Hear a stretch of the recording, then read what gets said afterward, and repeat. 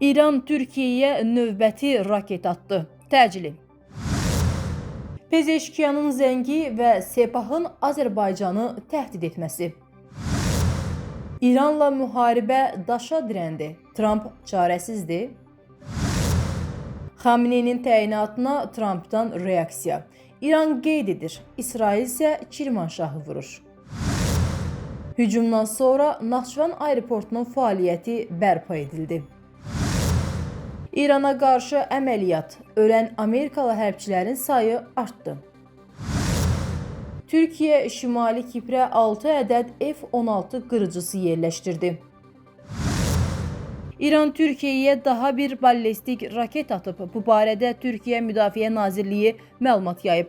Məlumata görə İrandan atılan ballistik raket Türkiyə hava məkanına daxil olub və NATO hava hücumundan müdafiə sistemləri tərəfindən ələ keçirilib. Raketin qalıqları Qaziantep yaxınlığına düşüb. İtki qeydə alınmayıb. Məsud Pezeşkiyan İlham Əliyevə zəng edib. Telefon söhbətində əsas diqqət çəkən məqam Pezeşkiyanın Naxçıvana hücumun İranla əlaqəsinin olmadığı haqda sözləridir. Hücum İran ərazisindən edilib. Bunun təxribat yaxud məqsədyönlü şəkildə olması problemi də onlara aiddir. Bütün hallarda məsuliyyət İranın üzərinə düşür. Əliyev telefon söhbətində hadisənin araşdırılmasının vacibliyini qeyd edib. Hərçənd İran tərəfinin hadisəni ədalətli araşdıracağı şübhə altındadır. Birincisi, Tehrandakı səfirliyimizə hücumun araşdırılması təcrübəsi var. Uzun müddətdən sonra hücumu edən şəxs cəzalandırılsa da, sifarişçilər məsuliyyətdən kənarda qaldı. İkincisi, Naxçıvan hücumunun birbaşa Sepahın planı olduğuna dair əsaslı şübhələr var. Bu baxımdan məsələnin ədalətli həlli ehtimalı zəifdir. Üçüncüsü, Pezeşkiyan sağlam yanaşma sərgiləsə də, İrana faktiki nəzarət edən Sepahın eyni mövqedən çıxış etmədiyi reallığı var. Onun qonşu ölkələrə hücumlara görə üzr istəməsi və hücumların dayandırıldığı haqda fikirlərinin rejim daxilində tənqidlə qarşılanması, hətta təkzib edilməsi də bundan qaynaqlanır. O da nəzərə alınmalıdır ki, Pezeşkiyanın Əliyevə zəngi Sepahın Azərbaycanı təhdid etməsi fonunda baş verir. Bu baxımdan hadisənin ədalətli araşdırılacağı gözləntisi az olmaqla yanaşı, Sepahın Azərbaycana yeni hücum cəhdlərinin olacağı riski də qalır. Bakının tələbləri isə dəyişmir. Hadisə araşdırılmalı, günahkarlar məsuliyyətə cəlb olunmalıdır. Əks təqdirdə sərt mövqe davam edəcək.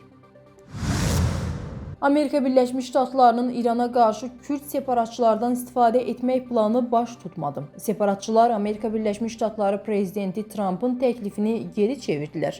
İran Kürdlərinin lideri Mustafa Hicri ilə telefonla danışan Trump onu dərhal hərəkətə keçməyə çağırmışdı. Osa qüvvələr nisbətindəki böyük fərqi əsas gətirib imtina etmişdi. Bu sözləri politoloq Heydər Oğuz qeyd edib. O bildirib ki, Trump bundan sonra mediaya açıqlamasında müharibəni indikindən daha mürəkkəb etmək istəmirik. Mən Kürdlərin ora getməsini istəmirəm, dedi. Trump İrana hücumlar bitdikdən sonra ölkənin xəritəsinin eyni qalıb qalmayacağı sualına isə belə cavab verib.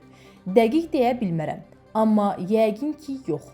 Donald Trump ertəsi gün Times of İsrail qəzetinə telefonla verdiyi açıqlamada çarəsizliyini növbəti dəfə gizlətməyib. O bildirib ki, İranla müharibənin nə vaxt bitməsi İsrailin baş naziri Benyamin Netanyahu ilə alacaqları qarşılıqlı qərardan asılı olacaq.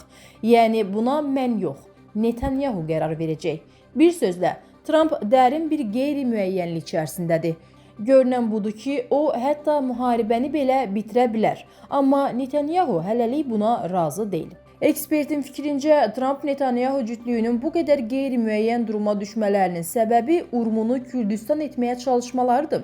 Urmiyalılar buna yox dedilər. Amerika Birləşmiş Ştatları və İsrailin proksiləri kimi fəaliyyət göstərməyə çalışan Kürd separatçılar da bir tərəfdən İranın, digər tərəfdən Türkiyə və Azərbaycanın arasında sıxışıb qalmağın onlar üçün yaxşı heç nə vəd etmədiyini anlayıb, Trump'ı yalnız qoydular.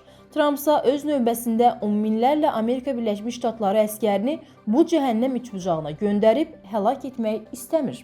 İndi Trump'ın da, İranın da taleyi Netanyahunun əlindədir.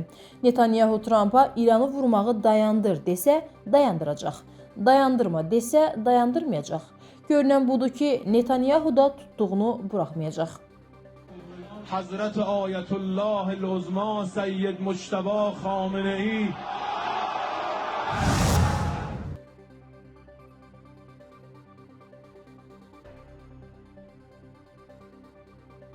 İranda Seyid Müştəbə Xamneyinin yeni ali rəhbər seçilməsi regionda diqqətlə izlənilir. Axar TV Teleqrafa istinadla xəbər verir ki, Amerika Birləşmiş Ştatları prezidenti Donald Trump bu təyinatdan məmnun olmadığını bildirib.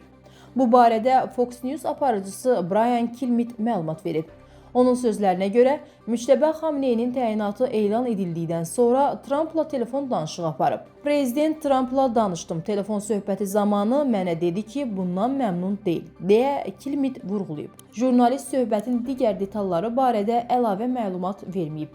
Bu arada İranda Müştəbə Xamneyinin ali lider seçilməsi münasibətilə bəzi şəhərlərdə küçə şənlikləri keçirildiyi bildirilir. Eyni vaxtda İsrail Hərbi Hava Qüvvələrinin Kirmanşah şəhərinə hava zərbələri endirdiyi iddia olunur. Axar TV xəbər verir ki, bu barədə İsrailin Yediot Telegram kanalı video görüntülər paylaşıb.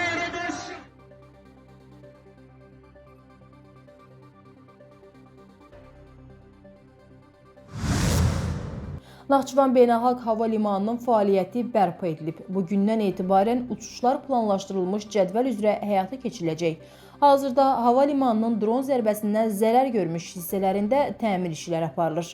Qeyd edək ki, 5 mart tarixində Azərbaycan Respublikasının Naxçıvan Muxtar Respublikasına İran İslam Respublikasının ərazisindən mülki infrastruktur hədəf alınmaqla pilotsuz uçuş aparatları ilə hücumları səbəbilə Bakı-Naxçıvan-Bakı marşrutu üzrə planlaşdırılan bütün reyslər ləğv olunmuşdu.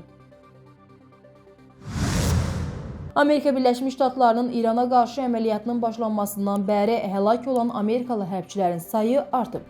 Bu barədə United States Central Command məlumat yayıb. Məlumata görə 8 mart gecə bir Amerika Birləşmiş Ştatları hərbçisi İranın ilkin cavab zərbələri zamanı aldığı ağır yaralardan ölüb. Bu hərbçi əməliyyatlar zamanı döyüşdə həlak olan 7-ci Amerika Birləşmiş Ştatları hərbçisi idi. Məlumatda bildirilib. Qeyd olunub ki, həmin şəxs Səudiyyə Ərəbistanı ərazisində yerləşən bölmələrdən birində xidmət edib və martın 1-də ağır yaralanmışdı. Son məlumatlara görə isə İrana qarşı əməliyyat zamanı həlak olan Amerikalı hərbçilərin ümumi sayı 8 nəfərə çatıb. Türkiyə yaxın şərqdə baş verən hərbi əməliyyatları nəzərə alaraq Şimali Kipr Türk Respublikasının təhlükəsini gücləndirmək üçün yeni bir addım atdığını elan edib. Bu barədə Türkiyə Milli Müdafiə Nazirliyi məlumat yayıb. Bildirilib ki, bugündən etibarən Şimali Kipr Türk Respublikasına 6 ədəd F-16 qırıcı təyyarəsi və hava hücumundan müdafiə sistemi yerləşdirilib. Qeyd edək ki, daha əvvəl F-16 qırıcılarının Şimali Kiprə yerləşdiriləcəyi ilə bağlı məlumat yayılmışdı.